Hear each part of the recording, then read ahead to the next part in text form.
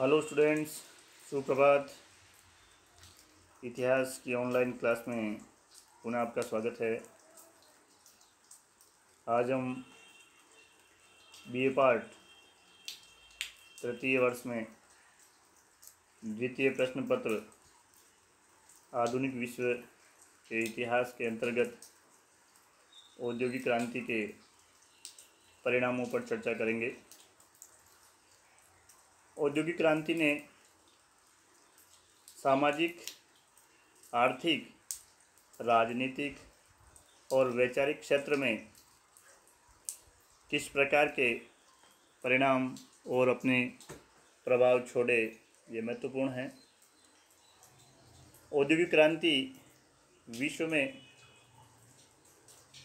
एक महत्वपूर्ण बदलाव की सूचक है, जिसने मानव जीवन के सभी क्षेत्रों को प्रभावित किया।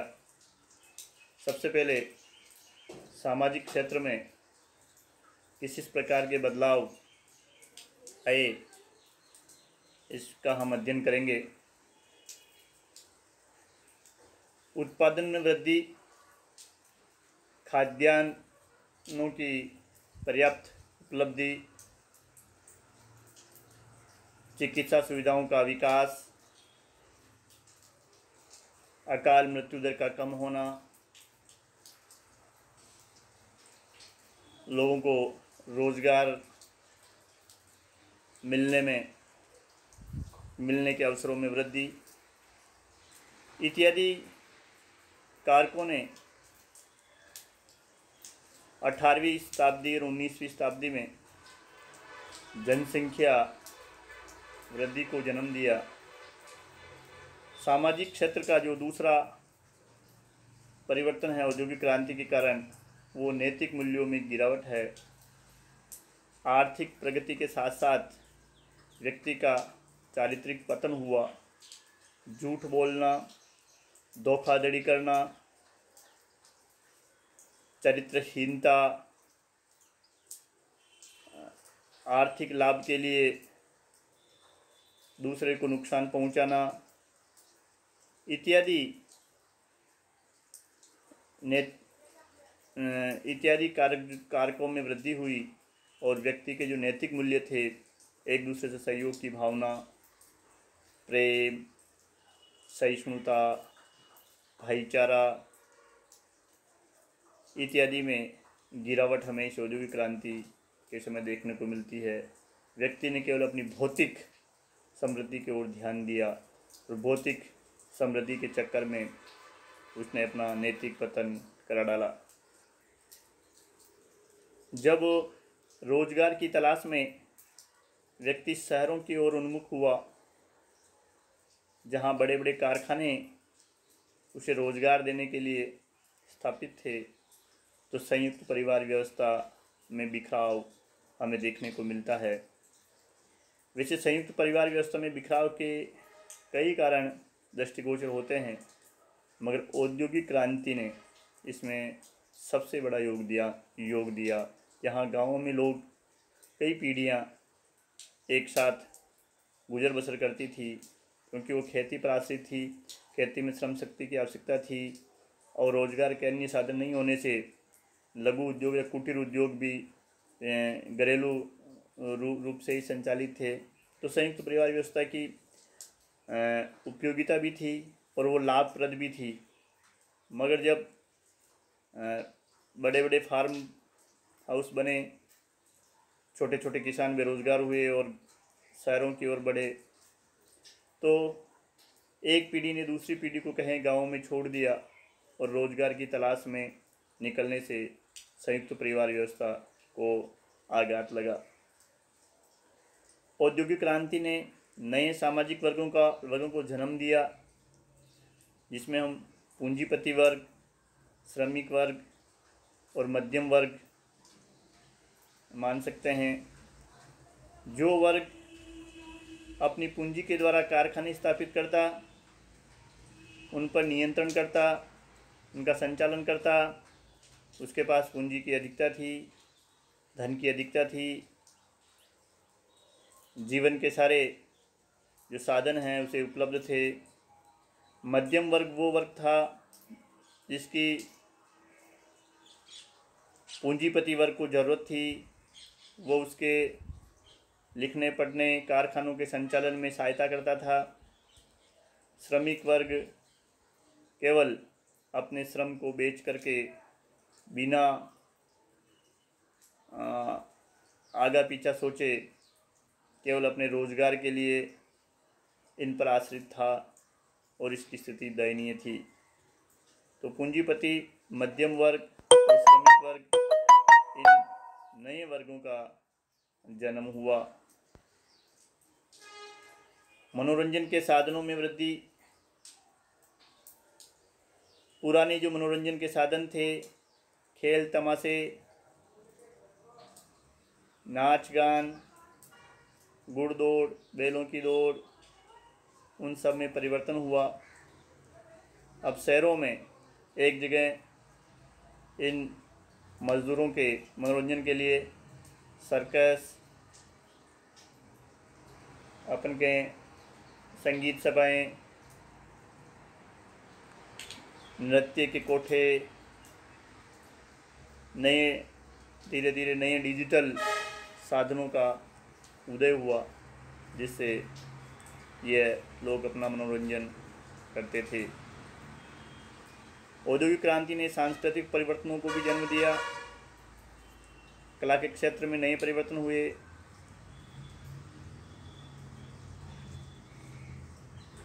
भौतिक रूप से समृद्धि ने कुल, नस्ल और परिवार पर आधारित संस्कृति में बदलावों को जन्म दिया। व्यक्ति के जो परंपरागत रीति रिवाज, धार्मिक और पारिवारिक मूल्य थे, उनमें भौतिक समृद्धि ने एक प्रकार से परिवर्तन ला दिया। अब जन्म, कुल, नस्ल और पारिवारिक मूल्यों के स्थान पर वर्ग आधारित सांस्कृतिक बदलाव हमें देखने को मिलते हैं। कि वेशभूषा, खान पान, परंपराएं, त्योहार, उत्सव इत्यादि को इस औद्योगिक क्रांति ने प्रभावित किया। औद्योगिक क्रांति का सबसे बड़ा कारक ही आर्थिक परिवर्तन था। लोग कारखानों में काम करने के लिए रोजगार की तलाश में जहां कारखाने स्थापित थे शहरों में, उस जगह बढ़े। तो कारखाने जहां अधिक मात्रा में केंद्रित थे, उन औद्योगिक केंद्रों की आबादी में वृद्धि हुई। जनसंख्या का दबाव वहाँ बढ़ा। नगरीकरण को प्रोत्साहन मिला। उन श्रमिकों की सुविधाओं के लिए स्कूल, कॉलेज, अस्पताल, उनके दैनिक उपयोग की सामग्री की वस्तुएं इत्यादि एक जगह जुटनी शुरू हुई, जिससे गाँवों में जनसंख्या कम हुई और शहरों में आबादी बढ़ी। नए नए शहर, इंग्लैंड से मैनचेस्टर, लिवरपूल इत्यादि का जन्म हुआ। भारत में अहमदाबाद, मुंबई, कलकत्ता, दिल्ली ये आधारित कारखाना आधारित केंद्र जो थे, उनमें जनसंख्या बढ़ी और शहरीकरण बढ़ा। औद्योगिक क्रांति ने घरेलू स्तर पर जो उत्पादन होता था उसका एक प्रकार से पतन कर दिया। अब बड़े कारखानों में शक्ति चालित मशीनों के द्वारा तेज़ी से माल बनने लगा। वो माल सस्ता भी होता था, दिखने में अच्छा था। फलस्वरूप जो कारीगर अपने घरों पर जो बैठकर जो कार्य करते थे, उनका सामान महंगा होने के कारण वह इन कारखानों की प्रतिस्पर्धा में टिक नहीं पाए और कुटीर उद्योग नष्टप्राय हो गए। औद्योगिक क्रांति ने अर्थव्यवस्था के आधार में परिवर्तन कर दिया औद्योगिक क्रांति से पूर्व गांव जहां अर्थव्यवस्था का केंद्र होते थे, कृषि जो कि अर्थव्यवस्था की धुरी थी, कृषि में होने वाला उत्पादन ही छोटे मोटे उद्योगों का कच्चा माल हुआ करता था। गांव में काम करने वाले कारीगर जो अपनी हस्तकलाओं और अपने हुनर के द्वारा वस्तुओं का निर्माण करते थे, अब उनके आधार में परिवर्तन हो गया। गांव की जगह शहर अर्थव्यवस्था के केंद्र बन गए। शहरों में कारखाने स्थापित हुए, बड़े बड़े यंत्रों से उत्पादन हुआ। अब गांव की जगह सरकार भी शहरों पर ज़्यादा ध्यान देने लगी। कृषि की जगह व्यापार व्यवसाय का महत्व बढ़ा। कृषि एक प्रकार से हम कहें फायदे का सौदा नहीं रही और वो केवल शहरी क्षेत्रों का पेट भरने का साधन भर रह गई। औद्योगिक क्रांति ने अंतर्राष्ट्रीय व्यापार में वृद्धि की। जब उत्पादन में वृद्धि हुई तो उस अत्यधिक उत्पादन को खपाने के लिए दूसरे देशों में सामान को भेजा जाने लगा। कोई एक देश किसी विशेष सामान का विशेष उत्पादक हो गया। आज भी हमें विश्व में ये चीज़ें देखने को मिलती है। तो इससे अंतर्राष्ट्रीय व्यापार को गति मिली, अंतर्राष्ट्रीय व्यापार में वृद्धि मिली। सभी देश निर्यात में अधिक से अधिक वृद्धि पर जोर देने लगे।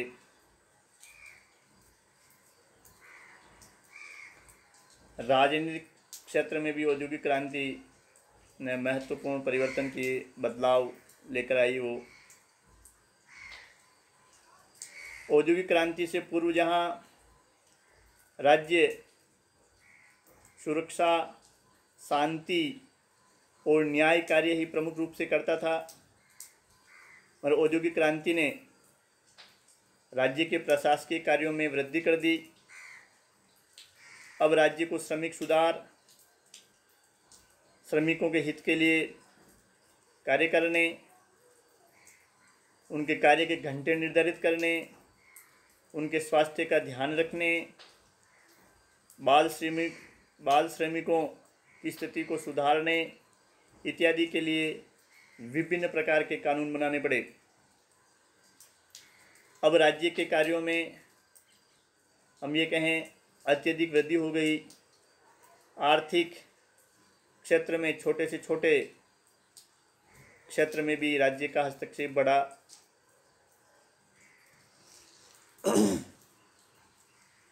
अब भूमिपतियों की जगह एक नए औद्योगिक पूंजीपति वर्ग का उदय हुआ, जिसने अपने लिए राजनीति में भूमिका की मांग की।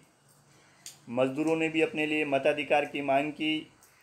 कारखानों के कारण जिन नगरों में औद्योगिक श्रमिक ज़्यादा थे, उन्होंने संसद में अपने लिए स्थानों की मांग की, जिसके कारण इंग्लैंड में संसदीय सुधार हुए और संसदीय सुधारों के कारण जनतंत्र का विकास हुआ। एसर नामक विद्वान का तो कहना है कि औद्योगिक क्रांति ने ही इंग्लैंड में संसदीय सुधारों को गति देने में और जनतंत्र के विकास में महत्वपूर्ण भूमिका निभाई। अब राजनीति भूमिपतियों के चंगुल से निकल करके अब एक प्रकार से उद्योगपतियों के हाथ में चली गई। जनतंत्र के विकास के कारण मजदूरों ने भी मताधिकार मिलने से इसमें भूमिका निभानी शुरू कर दी और उनके हित के लिए भी राज्य व्यवस्था काम करने लगी। अत्यधिक उत्पादन के लिए कच्चे माल की आवश्यकता एवं तैयार माल की बिक्री के लिए यूरोपीय देश, विशेष तौर से इंग्लैंड, फ्रांस, स्पेन और हॉलैंड ने एशिया और यूरोप के अविकसित देशों पर राजनीतिक नियंत्रण स्थापित करने की नीति अपनाई, ताकि वहाँ से उन्हें कच्चा माल मिल सके और अपने यहाँ कारखानों में उत्पादित तैयार माल को वे वहाँ से बेच सके। इसने उपनिवेशवाद को बढ़ावा दिया। और धीरे धीरे ये उपनिवेशवाद साम्राज्यवाद में परिणत हो गया, क्योंकि राजनीतिक नियंत्रण से इन देशों को लगा कि वह अपने व्यापार को अच्छे तरीके से चला सकते हैं, अपने यहाँ के तैयार माल को बेचने और कच्चे माल को प्राप्त करने में वो एकाधिकार का प्रयोग कर सकते हैं। इसने साम्राज्यवाद को बढ़ावा दिया। उपनिवेशवाद और साम्राज्यवाद की इस प्रतिद्वंदिता ने यूरोपीय देशों में अंतर्राष्ट्रीय तनाव बढ़ाया। अफ्रीका की बंदरबाट और वहाँ के व्यापार पर अधिकार करने को लेकर के इंग्लैंड, फ्रांस, जर्मनी, इटली इत्यादि देशों में तनाव बढ़ा और इन तनावों ने युद्धों को जन्म दिया और अंत में विश्व को प्रथम महायुद्ध जैसा संहारक युद्ध देखना पड़ा। यह औद्योगिक क्रांति का सीधा परिणाम तो नहीं था, पर औद्योगिक क्रांति का अप्रत्यक्ष रूप से और एक प्रकार से हम महत्वपूर्ण परिणाम कह सकते हैं कि वह अपने उत्पादन को खपाने के लिए और कच्चा माल प्राप्त करने के लिए उनकी उपनिवेशवाद और साम्राज्यवाद की प्रतिद्वंदिता अंत में युद्धों पर जाकर के समाप्त हुई।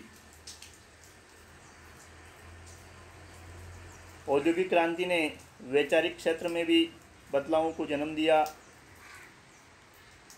जब श्रमिकों के हितों के फलस्वरूप राज्य का राजनीतिक हस्तक्षेप बढ़ा तो एक हस्तक्षेप के सिद्धांत का जन्म हुआ, जिसके अनुसार राज्य को सुरक्षा, आंतरिक शांति, कानून व्यवस्था और न्याय के अतिरिक्त अन्य कार्यों में हस्तक्षेप नहीं करना चाहिए, यानी हस्तक्षेप के सिद्धांत का जन्म हुआ। इंग्लैंड में एडम स्मिथ ने अपनी प्रसिद्ध पुस्तक द वेल्थ ऑफ नेशन में लेसेज फेयर या हस्तक्षेप के सिद्धांत का एक प्रकार से समर्थन किया। उनका कहना था कि व्यापार व्यवसाय के क्षेत्र में राज्य को हस्तक्षेप नहीं करना चाहिए। राज्य केवल लोगों की सुरक्षा, शांति व्यवस्था और न्याय कार्य ही देखे, बाकी मजदूरों की स्थिति या अन्य कार्यों में वह हस्तक्षेप नहीं करें। पूंजीवादी विचारधारा भी इसी सिद्धांत का समर्थन करती है कि राज्य को व्यक्ति के व्यापार व्यवसाय में हस्तक्षेप नहीं करना चाहिए। व्यक्ति अपनी योग्यता के अनुसार स्वयं ही अपनी स्थिति में सुधार कर लेगा। राज्य को जन कल्याण या लोगों के हितों की ओर ध्यान नहीं दे करके उन्हें आर्थिक मामलों में स्वतंत्र छोड़ देना चाहिए।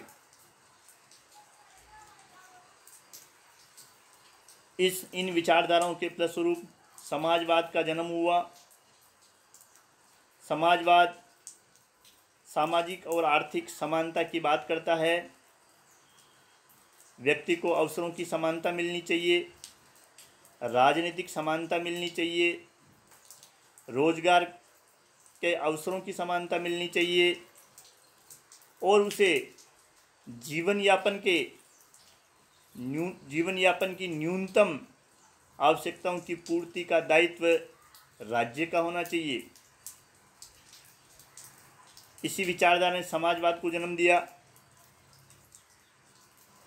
मगर समाजवाद से ये चीज़ें कैसे आएगी, क्या योजनाएं होगी, इन सब पर तत्कालीन समाजवादी विचारक मौन रहे। बाद में जर्मन विचारक कार्ल मार्क्स ने, जिसे वैज्ञानिक समाजवाद का प्रणेता माना जाता है, अपनी पुस्तक दास कैपिटल और अन्य पुस्तकों में उसने समाजवादी विचारधारा का एक व्यवहारिक खाका तैयार किया, जिसके तहत किस प्रकार वर्ग संघर्ष को रोका जा सके, श्रमिकों की स्थिति में सुधार हो, समाज का जो वंचित वर्ग है उसे अपनी स्थिति में सुधार का मौका मिले, पूंजीपति जो वर्ग है वो अपनी समस्त पूंजी श्रमिकों के लिए दान दे दे, कारखानों में वो श्रमिकों की हिस्सेदारी को स्वीकार करे इत्यादि जो विचार कार्ल मार्क्स ने दिए, जिसका बाद में रूस में सर्वप्रथम लेनिन के नेतृत्व में 1917 में बोल्शेविक क्रांति के द्वारा कार्य रूप में लाने का प्रयास किया गया। तो वैचारिक क्षेत्र में औद्योगिक क्रांति से समाजवाद का जो जन्म हुआ, ये सबसे बड़ा परिवर्तन था। औद्योगिक क्रांति ने महिलाओं की स्थिति में सुधार को भी प्रेरणा प्रदान की। उत्पादन कार्य में महिलाओं की भूमिका को देखते हुए अब इनके भी संपत्ति संबंधी अधिकारों, राजनीतिक अधिकारों और व्यक्तिगत स्वतंत्रता की मांग की जाने लगी। प्रथम विश्व युद्ध से पूर्व ही इनके लिए, महिलाओं की स्थिति में सुधार के लिए स्कूल और कॉलेजों की स्थापना हुई। विवाहित महिलाओं की व्यक्तिगत संपत्ति के अधिकार को स्वीकार किया गया। इस प्रकार वैचारिक क्षेत्र में महिलाओं की स्थिति में सुधार, औद्योगिक क्रांति का हम एक सकारात्मक परिणाम या प्रभाव कह सकते हैं। इस प्रकार औद्योगिक क्रांति ने सामाजिक क्षेत्र में, आर्थिक क्षेत्र में, राजनीतिक क्षेत्र में और वैचारिक क्षेत्र में महत्वपूर्ण परिवर्तनों को जन्म दिया और आज भी ये लगातार परिवर्तनों की श्रृंखला को चला रही है। धन्यवाद।